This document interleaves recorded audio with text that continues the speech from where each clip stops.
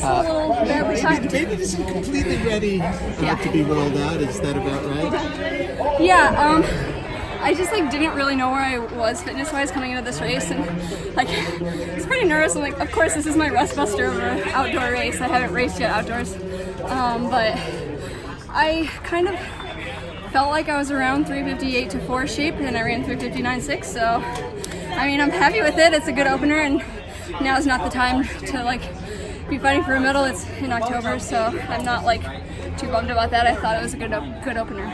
Yeah. So you had a foot injury indoors, right? Yeah. Yeah. Can you tell me when did you take your time off from it? Yeah.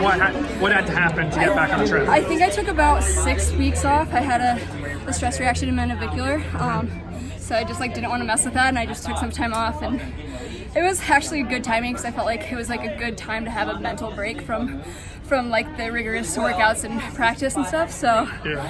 I wasn't too bent out of shape about it, and I've been able to string together some good weeks of good training, and yeah, I mean, I'm happy with where I'm at right now, and I think there's a lot more to be done. Yeah, I mean, but this is your first race of the outdoor season. Yeah. This was our first race in 2 years. Yeah, that's crazy. Do you think she could do that in her first time out?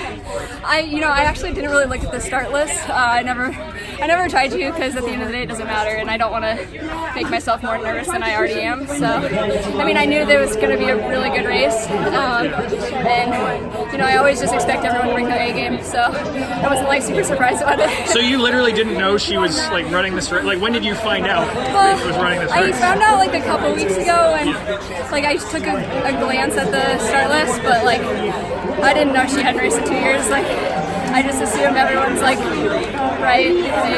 their A game and ready to roll. So.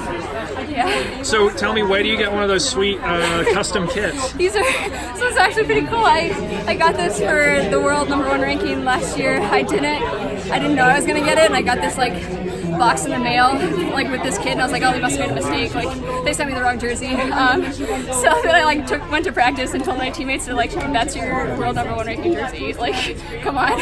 Those are the limited edition ones. Yeah, I just didn't know. So I had to put the Bowerman logo on it because I really wanted to rep my team. So it was fun wearing this thing. Yeah. So that's for track and field world #1 or yeah, track and field news? team. Sorry. Yeah. Yeah. Okay. Gotcha. Yeah. So the way that you came off the curve and at the top of the stretch, how reassuring was that? Obviously, I know that next year and that next year and that next year are going to be found between now and Des Moines and now in Doha. But I mean, how reassuring that you had that acceleration, to kind of show you we're in an okay spot right now. Exactly. I wasn't really sure coming into it. Not that I haven't been doing workouts, but it's just a little different.